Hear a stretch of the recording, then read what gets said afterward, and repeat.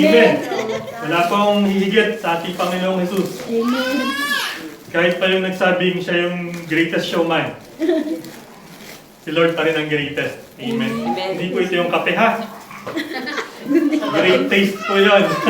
The Lord lang po ang ating great provider, great healer, the greatest among all, Panginoon. So sabi po, bago po tayo magpatuloy nga pala, ito ko na rin pong pasalamatan ang Lord talaga po na yun nga. Bagamat mabigat po sa personally sa emotions po, mabigat na iiwan po namin yung mga kapatiran din namin doon. But actually hindi naman po namin iiwan. It's more of expanding po yung mga naaabot ng salita ng Lord, especially po yung message of grace. Kung gaano po tayo minahal ng Panginoon. And sa patuloy po nating pag-aaral, mapapansin nyo po, siguro lagi nyo naririnig sa amin yung word na grace. And sa ating pong patuloy na pag-aaral, marami po tayong matututunan na fully grace lamang po talaga. Dahil yung salitang grace po, in Greek, it's called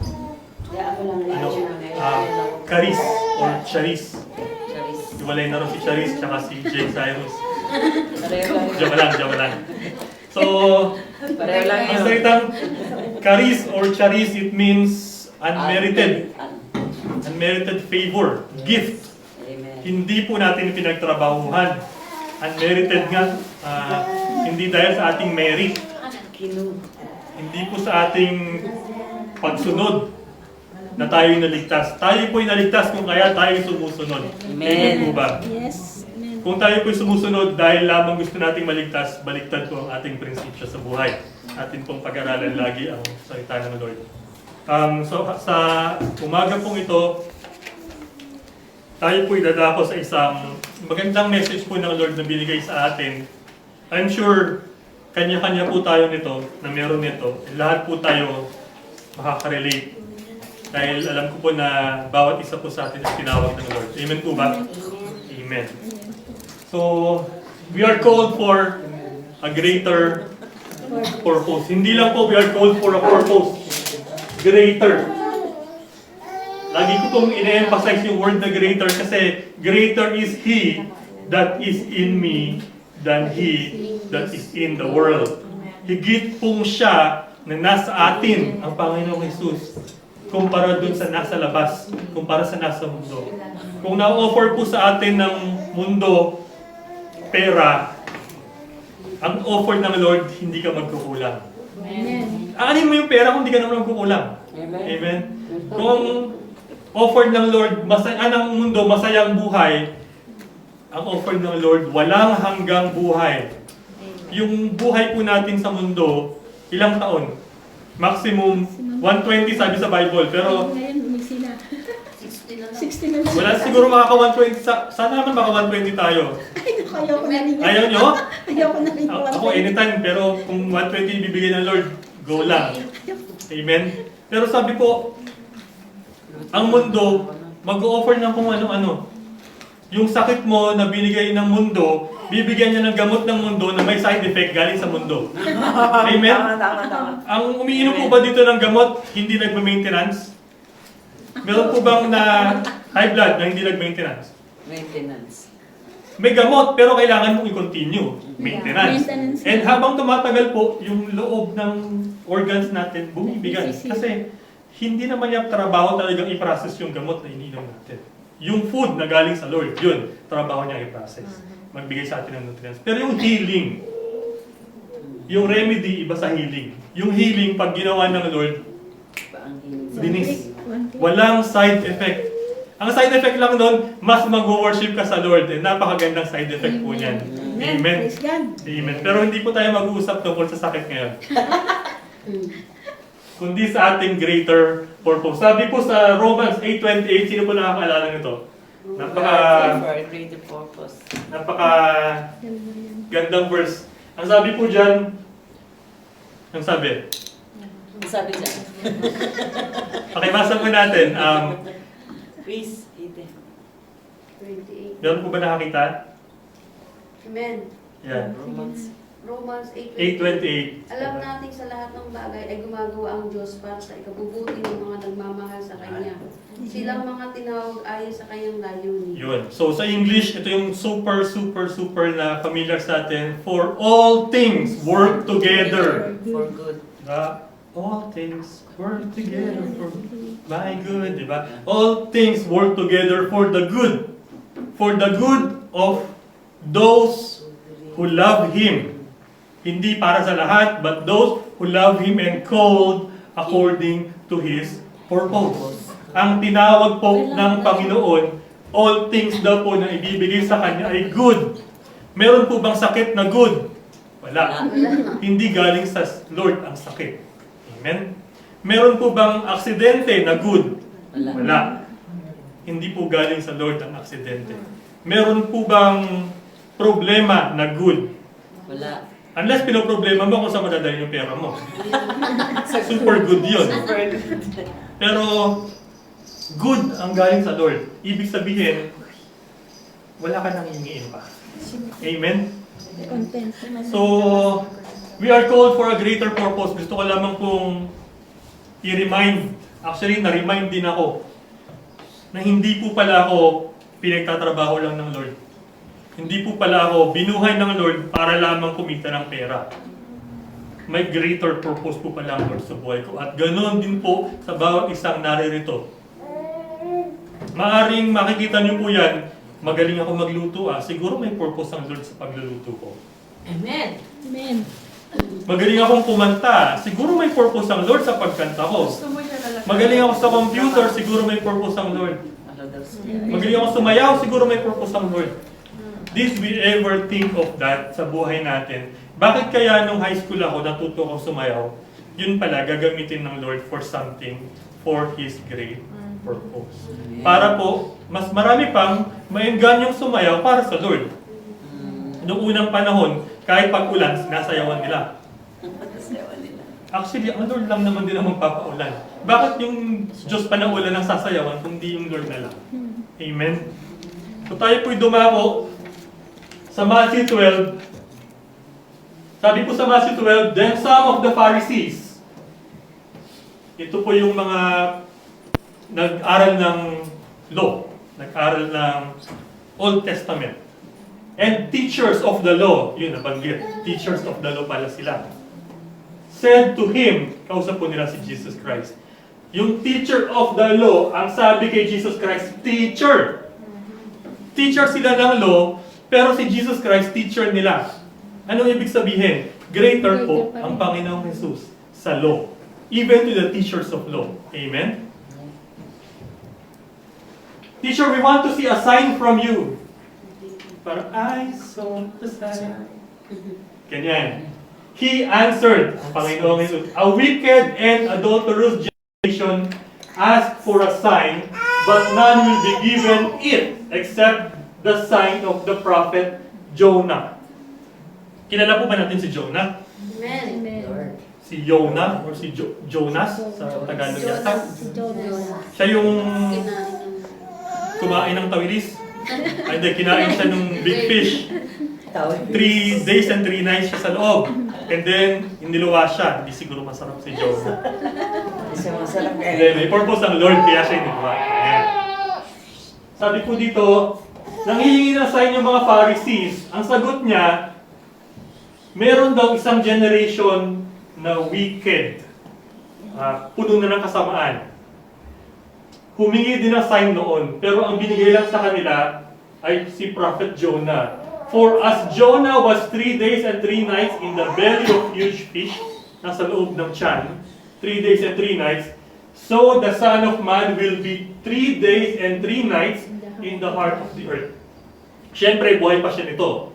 Kaya sabi niya, so the Son of Man will, mangyayari daw, na ang Son of Man, pertaining to Himself, pertaining to Jesus Christ, mananatili din sa ilalim ng lupa, which nangyari, di ba? Nung namatay, 3 days and 3 nights, on the 3rd day, nabuhay siya. Amen?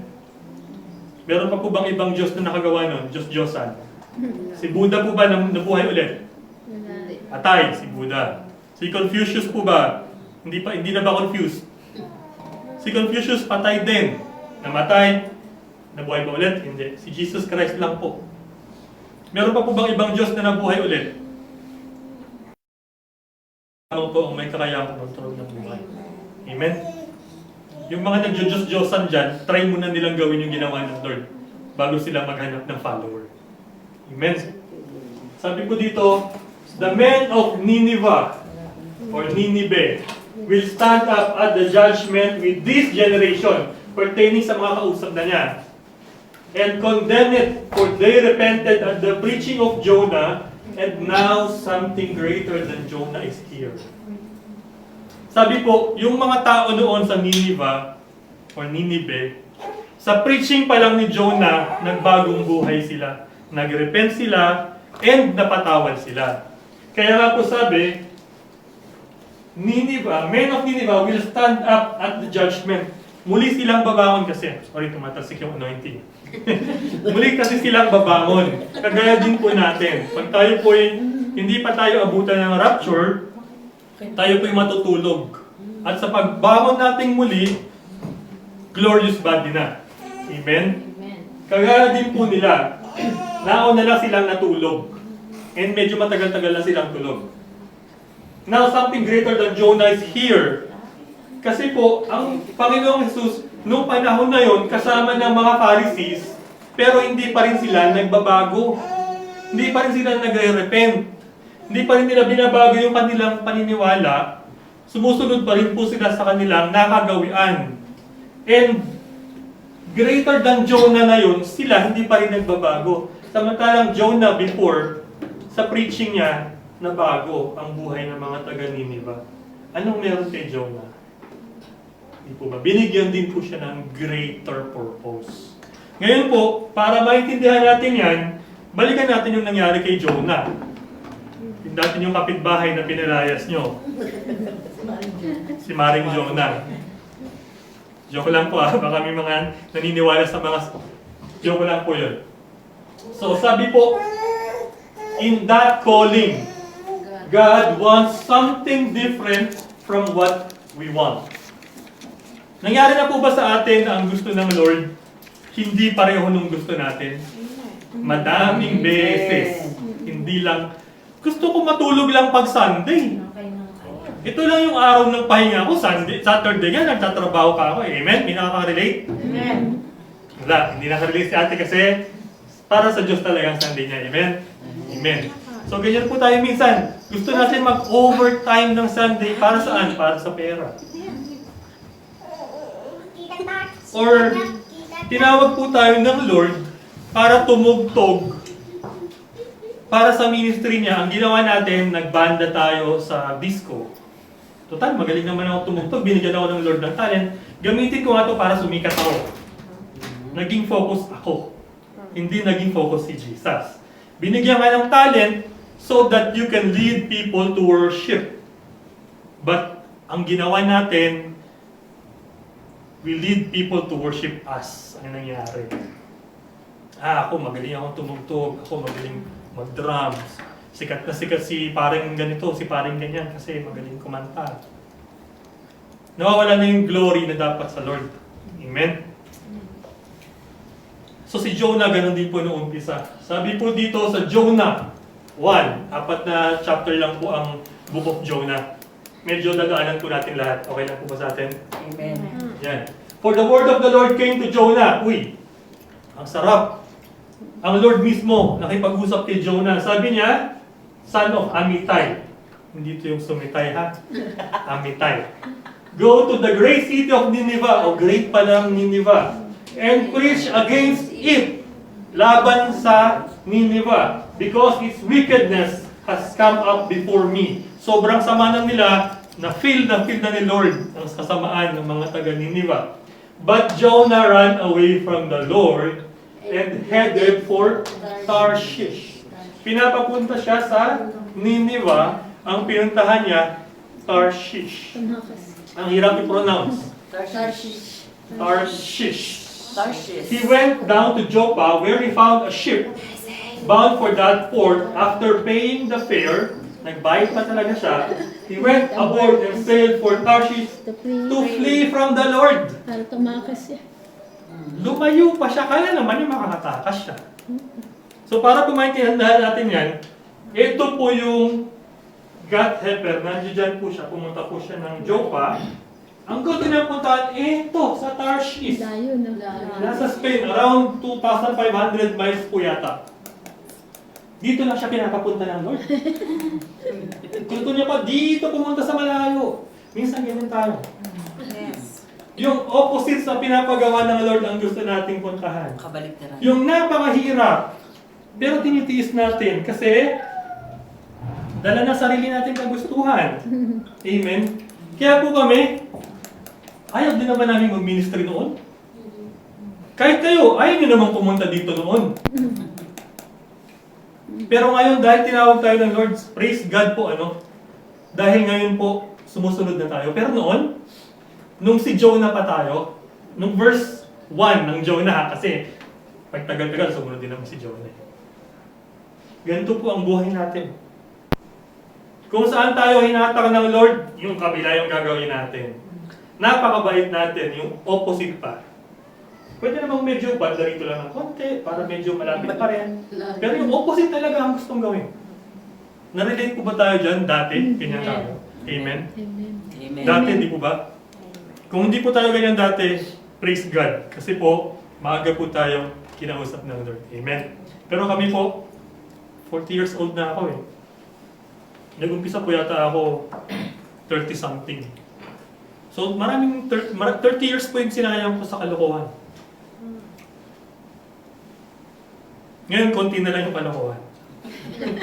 Praise God, kasi nababago niya unti-unti yung buhay natin. Amen? Hindi po natin kaya ng sarili natin. Nobody's perfect. God will not take your peace. Oras po na tinawagan ng Lord, hindi po mawawala yung kapayapaan sa atin. Amen. Hindi po sinabi na walang problema, ha? Darating yung pagsubok. Si ate tinawag. Ngayon, tinatry kang alisan ng peace. Pero kung alam mong tawag ng Lord yan, hindi mawawala yung peace mo. Amen. Amen? Yun po, sigurado kang Lord ang tumawag sa'yo kasi peaceful pa rin sa loob. Isang magandang sign na Lord ang tumatawag sa atin, nandun yung peace. Kung ang ginagawa po natin, pagdating ng gabi, inakakonsensya tayo, wala tayong peace. Hindi tayo makatulog, wala tayong peace. May kasabihan po, there's a God-shaped hole in every one of us na only God can fill. Kapag nandiyan ang Lord, nandiyan dyan yung peace. Siya yung King of Peace eh. Amen. Amen? So, Pastora, tinawag ka rin ng Lord, di po ba? Nandyan po yung peace, tama po ba? Oo. Mahirap man, nakakapagod man, pero peaceful ang puso mo pagdating ng gabi. Yan ang talagang Amen? Kaya po alam mo na, yan ang tawag ng Lord sa inyo. Kasi may May peace. peace talaga. Hindi po gagawin ng Lord na bibigyan ka ng mission, tatanggalin niya yung peace sa'yo. Paano mo magagawa yung mission na binigay niya sa'yo? Diba? Amen. Hindi po niya sinabing walang problema. Pero peace is not the absence of war. Peace is not the absence of problems. Peace is being with Christ. Amen. Dadating ang unos, naalala po natin, actually similar din sa nangyari kay Jonah. Then the Lord sent a great wind on the sea. Nasa dagat na si Jonah. Nagpadala ang Lord ngayon ng wind.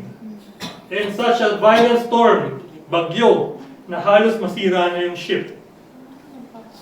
All the sailors were afraid and each cried out to his own God. Yung mga kasama niya may kanya-kanyang Diyos. Ang ginawa nila, tumawag sila sa kanya-kanya nilang Diyos.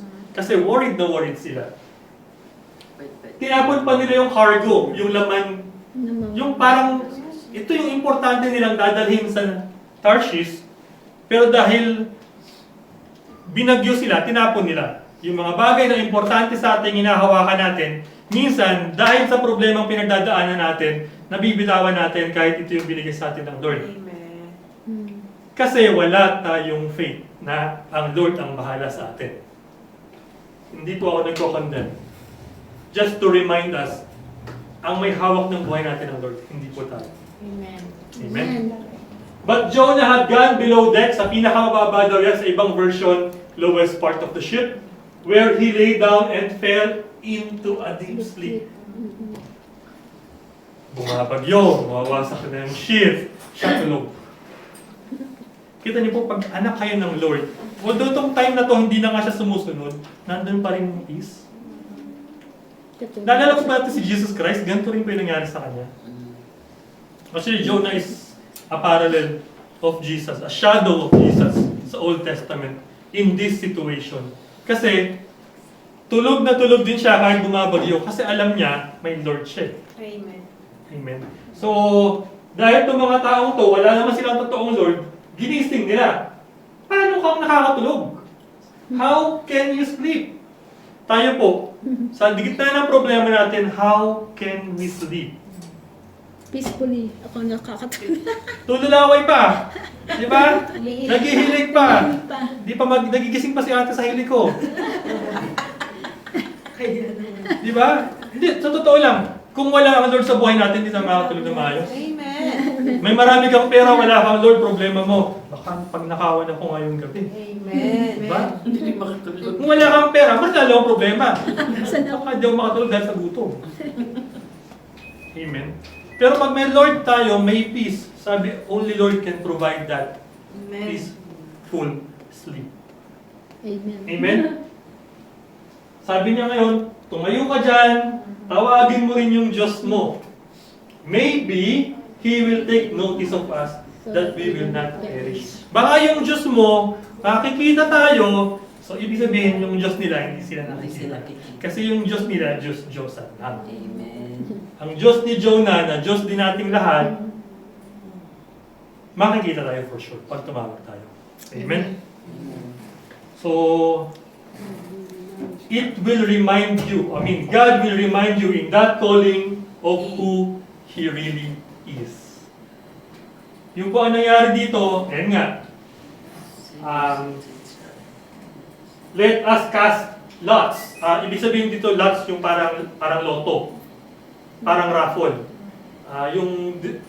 Paano po yan pinakita sa cartoons nung bata ako, nagputol daw sila ng mga rope. Tapos may isang maikse. Tapos hawak-hawak ng isang sailor, binunot-bunot ng isa. Sino makakuha ng maikse, siya may kasalanan daw. Sa Superbook yata yun. They cast lots. And nakita nga po, the lot fell on Jonah. Si Jonah nga po yung nakitang may kasalanan. Kung bakit nangyayari dun sa ship ang bagyo.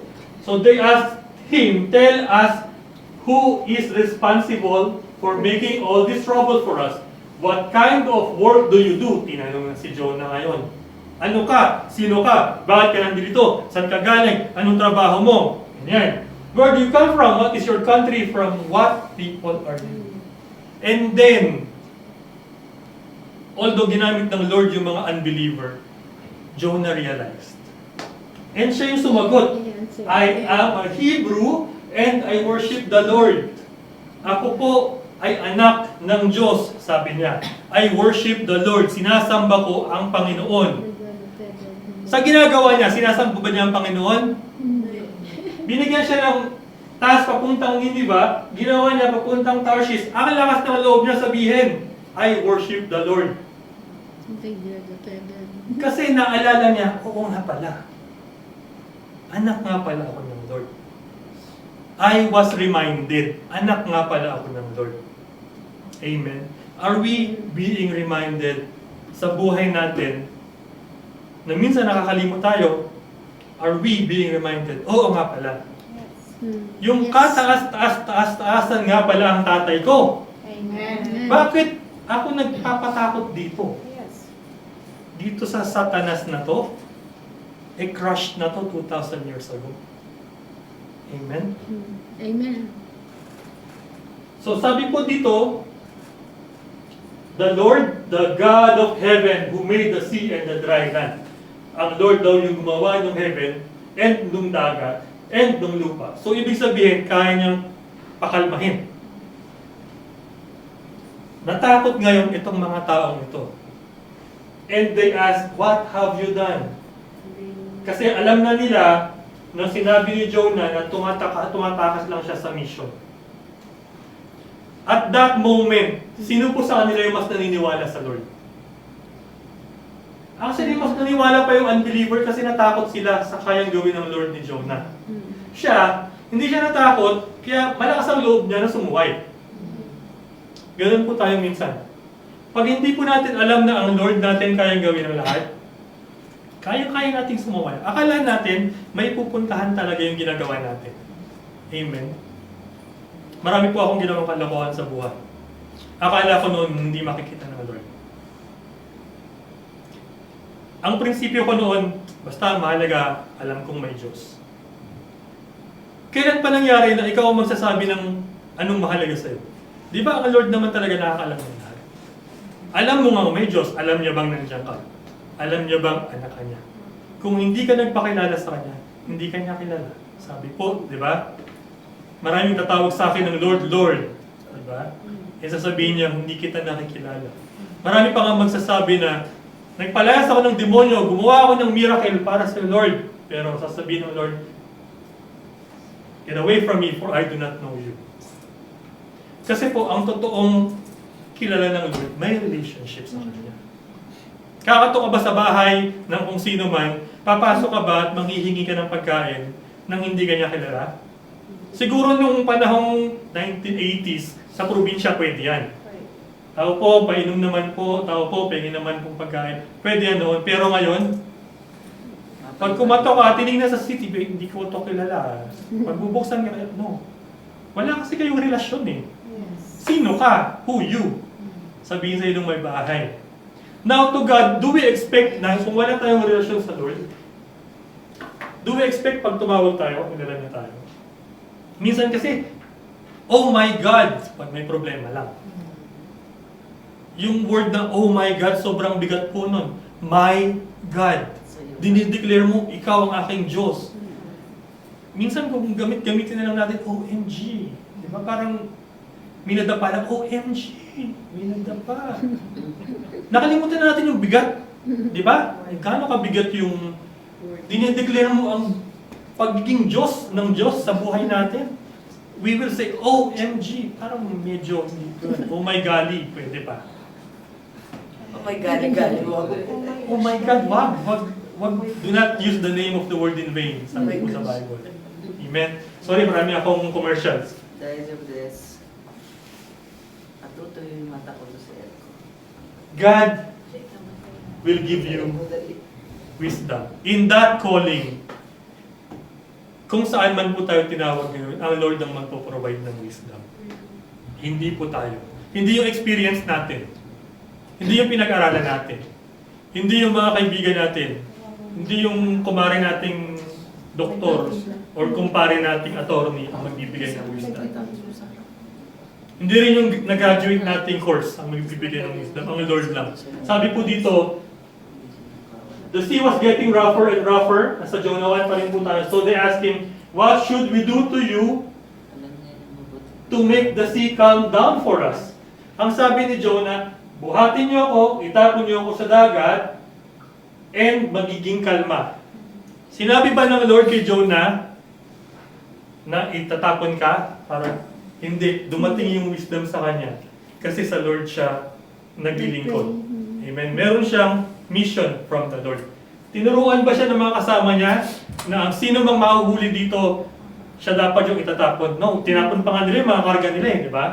Kasi hindi naman nila alam yung gagawin nila. Ganyan po ang mundo. Nagrurunong-runungan pero hindi naman talaga alam yung gagawin.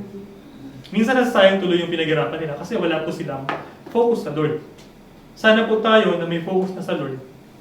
Alam po natin na ang magbibigay ng wisdom sa atin ang Panginoon. Binigyan siya ng wisdom ng Lord. Siya ang nakasagot kung anong gagawin sa Kanya. Nagkataon lang na yung sagot, hindi rin maganda.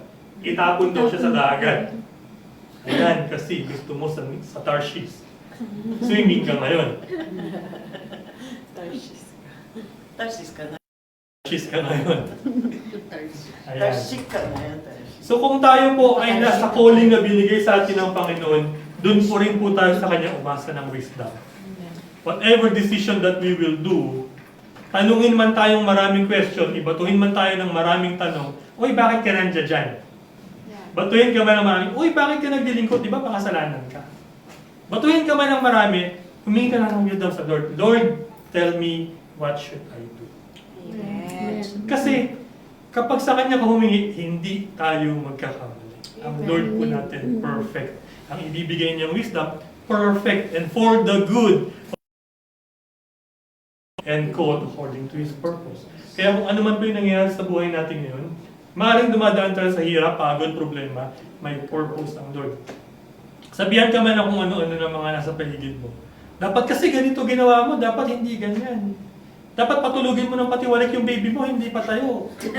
Pati- Sa dinami-dami na naririnig mo, no? Dapat ganito mo palakihin yung anak mo. Dapat ganito mo gawin yung trabaho mo. Dapat dito ka nakatira. Teka lang, sino ba kayo? Ang wisdom po sa Lord manggagaling. Amen. Amen. Talagang totoo yan. Hindi. Pag doon tayo nakinig, bawal maggupit ng kuko ng Huwebes. Sa gabi. Bawal din sa gabi. ng Biyernes. Bawal din daw ng Biyernes. Huwag din ng Miyerkules. So, Lunes lang ako pwede. Bawal kumain na. Ay, tapos walang time sa Lunes. Hindi na nakakagupit. Paano kung nakalimutan ako ng Lunes, mag-itip ako next week? Di ba po, ganun yung mundo? Pamahi. Ang dami-dami nilang kaalaman na kung saan-saan lang nanggaling. Pero yung true wisdom po, sa Lord manggagaling.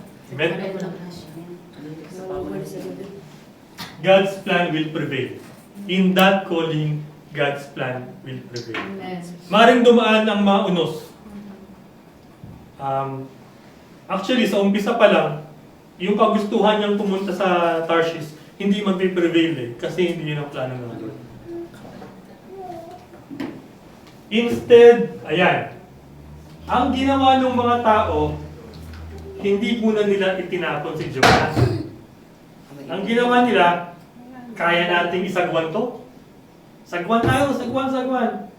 They did their best to row back to land. Akala nila may mangyari. But they could not. For the sea grew even wilder than before. Habang nilalabanan po natin yung will ng Panginoon. Habang nilalabanan natin ito, lalo lamang ituturo sa atin yung tama. Habang kumukontra tayo, lalo lang tayong hatakin ng tama. Hindi natin kakayanin sa sarili nating lakas, isagwan yung bangka palayo sa kung saan tayo tinawag ng Lord.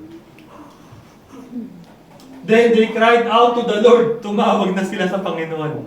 This time, they truly 100% believed in the Lord na, please, Lord, do not let us die for taking this man's life. No. Sabi niya, inosente po ako, Lord. Huwag niyo po ako patayin. Ganyan po tayo minsan. Yung mundo, always proclaiming na wala silang kasalanan. Lord, wala naman akong kasalanan eh. Bakit ganito? Bakit ganyan? Do not hold us accountable for killing an innocent man. For you, Lord, have done as you please. Tapos yun, then they took Jonah and threw him overboard, and the raging sea grew calm. After pong itapon si Jonah sa tubig, kumalma. Kumalma na. Ibig sabihin lang po talaga, kilos ng Panginoon ito. Amen. So tayo po, kung dumadaan po tayo sa storm, follow lang. Sunod lang tayo sa hinihingi ng Lord. Kasi maaaring may storm, pero kakalma din yan. Kasi ang may control ng storm, ang Lord lang din. Amen. Dumadaan po tayo sa problema, financial. Marami sa atin dumadaan financial problem. Yung hindi dumadaan ng financial problem, thank you Lord. Amen. Emotional. Mabigat lalo, emotional. Physical, yung mga may sakit. Before po kami pumunta dito, namamagayin pa ako na naman. Every time natatayo po ako, even sa GGC, namamagayin pa ako. But praise God po ngayon. Kaya po, ipagpatuloy lang natin, go lang. Yes, Lord lang. Yes, Lord lang. Kasi siya naman yung magpo-provide ng healing. Amen. Hindi naman po yung katikasan ng ulo natin na magliligtas sa atin. Amen. Hindi yung sinabi ng ibang tao magliligtas sa atin. Tandaan po natin yun. Ayan po. Number 6, in that calling, God will use you mightily and lives will be changed. Gusto po ba natin na sa paggamit sa atin ng Lord sa buhay natin, may nababagong buhay din? Amen. Di po ba napakasarap yun na sumunod lang ako sa iyo, Lord, pero ang resulta, nabago yung buhay ni ganito, nabago yung buhay ni ganyan. Yung dati po, yung grupo namin, tinatawag po namin TS. Tita, RR, Eman, Kai, Angie, tapos sumama na si Christian. Yung TS po, Ting Sinangang. Kasi po, ang ginagawa po namin after ng mga kalokohan namin inuman, kinaumagahan, kakain sinangan. Ting Sinangan po kami, TS. Pero ngayon po, praise God, no? Kasi JCGG na kami. Thank you Lord po, no? Kasi ginago po yung buhay namin noon, Christianan kami. Si Christian lang yung totoong Christian noon, ever since. Pinakalang pa lang ang Christian na yan. Pero kami po, mga pasaway pa kami. Tapos pag inuman, sila nagkapag kahit sa mga walang mga gano'n. Pero praise God kasi saan po kami tinawag ngayon? After mag-iyak. Kumakanta kami hindi na sa kalyo. Yung kalyo po sa mga nanonood online, karaoke po yan dito. Kanila lang siya dinadaan. Hindi na po sa kalyo. Dito na, sa harap ng Lord. Yung worship po namin, hindi na para sa kayabangan namin, para sa greatness na ng Lord. Ganun po tayong lahat na binago ng Lord kasi He will use us mightily. May great purpose ng Lord sa atin. And lives will be changed. Not just ours. Ours will be the first. But everyone else around us will be changed. Because of us. Not because of our strength, but because of what God planned for us na ginagawa niya sa buhay natin. Ganon din po nangyari kay Jonah sa chapter 1 verse 16 muna. At this, the men greatly feared the Lord. Naging believer po yung mga unbelievers. Imagine, isang bagyo lang pala yung magko-convert sa lahat ng mga nandoon sa barko. Dahil may isang Jonah sa loob. Because of one Jonah na may Lord, yung mga nasa loob na convert. Imagine kung tayo po nilagay sa isang kaisya, kung tayo po nilagay sa isang business, ano po kaya yung kayang gawin ng Lord sa buhay natin para lahat ng nandoon ma-convert?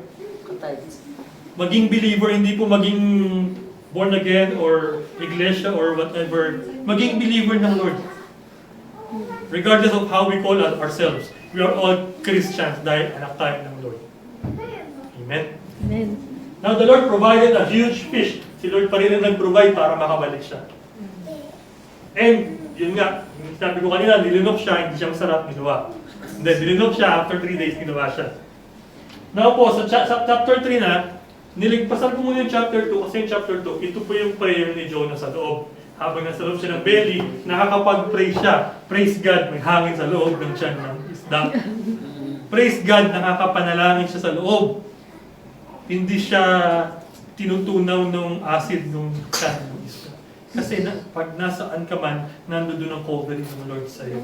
Nandoon ang protection. And you can still worship Him wherever you are. Gaano man kalalim ang dagat na pinaglagyan sa iyo, gaano man kalalim ang problema ang pinupuntahan mo, covered ka ng Lord pag nandoon sa Kanya. Amen. And you can still worship Him, you can praise Him. Assignment po natin yung chapter 2, basahin po natin. Kasi maganda po yung prayer niya. And after that po, nag-repent siya at iniluwanan po siya. And in that calling po, last item po, God will show grace and mercy. So sa 4 na po, ikwento ko na lang po, ang nangyari po dito, sabi kasi ng Lord, nung nag-preach na po siya sa chapter 3, nag-preach na po siya sa Nineveh, yung mga tao sumunod. Na-convert po sila, sumunod. Ngayon, ang sabi po kasi, sabihin mo sa taga Nineveh, in 40 days or 30 days, wawasakin ng Nineveh. Mamamatay lahat, parang Sodom and Gomorrah. Pero dahil nag-repent sila, they changed their ways, they believed first and then they changed their ways, ayaw na po silang wasakin ng Lord. Pero si Jonah nainis. Sabi niya dito, Jonah, this seemed very wrong para sa kanya. Yung gusto ng Lord, parang wrong na kay Jonah. Kasi, sabi ko na sa'yo ayokong pumunta dyan Pero pinilit mo ko pumunta dyan para sabihin sa kanila na wawasakin sila. Tapos ngayon magbabago yung isip mo, Lord, ayaw na sila masakin. Parang ganyan yung nangyari dito. Oo.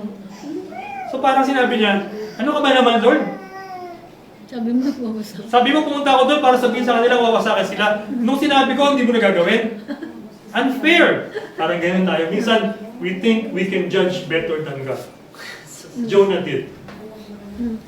So ang ginawa ko sa kanya dito, nung pumunta po siya sa east side ba?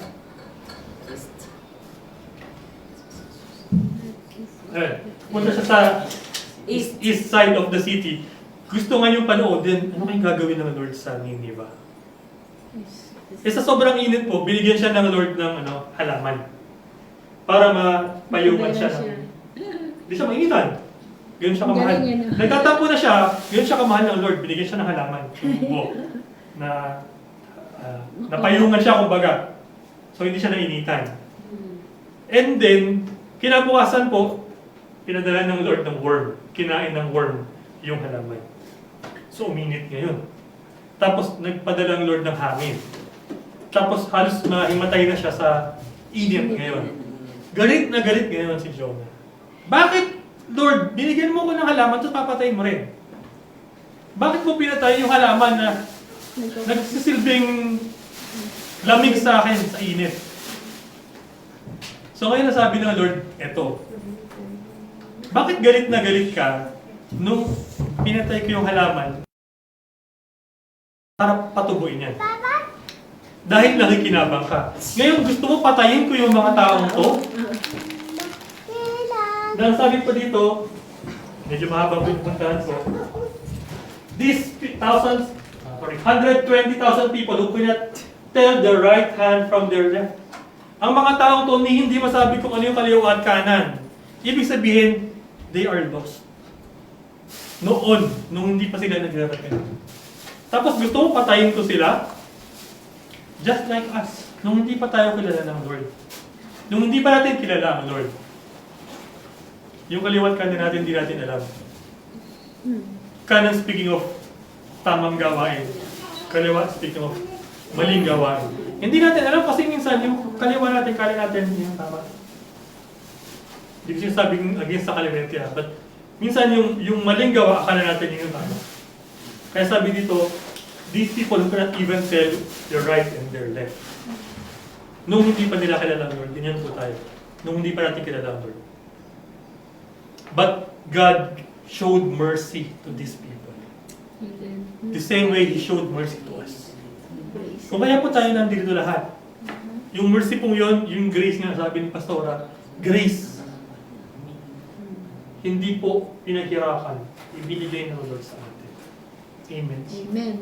So, ganun din po ang ipapakita sa atin at ang dapat nating ipakita doon sa tinatayuan nating calling, ang grace ng Panginoon. Kung kaya po kung naging mapagpatawad ang Panginoon sa atin, at tarimay, dapat mapagpatawad na rin tayo. Amen. Amen? Kasi may Jesus tayo sa loob. Amen.